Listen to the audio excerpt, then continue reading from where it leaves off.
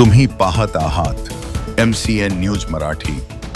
दरवर्षीप्रमाणे यावर्षी सुद्धा जळगाव जामोद तालुक्यातील महिलांना हक्काचे व्यासपीठ मिळाले पाहिजे यासाठी सोमवार दिनांक 29 सप्टेंबर रोजी सातपुडा शिक्षण संस्था व स्पंदन फाउंडेशनच्या वतीने सातपुडा गरबा फेस्टिवल 2025 या कार्यक्रमाचे आयोजन करण्यात आले होते। या कार्यक्रमाच्या अध्यक्षस्थानी सातपुडा शिक्षण संस्थेच्या संचालिका सौ उर्मिलाताई इंगळे तर प्रमुख अतिथी म्हणून लोकमत सखी मंचच्या सौ वंदनाताई कांडलकर, स्त्रीरोग तज्ञ डॉक्टर सौ संगीता गट्टाणी, सौ आशा ताडे, परवीन देशमुख या मान्यवर महिला प्रामुख्याने उपस्थित होत्या। त्याचसोबत कार्यक्रमाच्या मुख्य संयोजिका तथा सातपुडा शिक्षण संस्थेच्या कोषाध्यक्षा डॉक्टर सौ स्वातीताई वाकेकर व सातपुडा शिक्षण संस्थेच्या संचालिका सौ गौरीताई सातव यांच्या नियोजनात कार्यक्रम यशस्वी संपन्न झाला।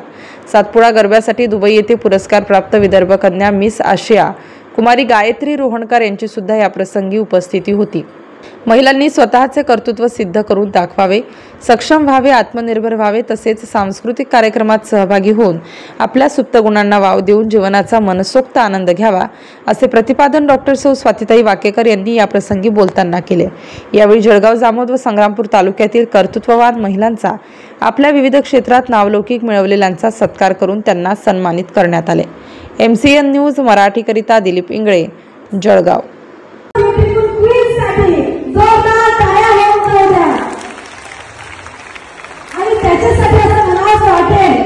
जगाचा म्हणजे सर्व स्त्रिया माझा प्रत्येक प्राणी मात्रामध्ये शक्तीच्या रूपाने स्थित आहे त्या महादुर्गेचं आणि या सर्व शक्तीच्या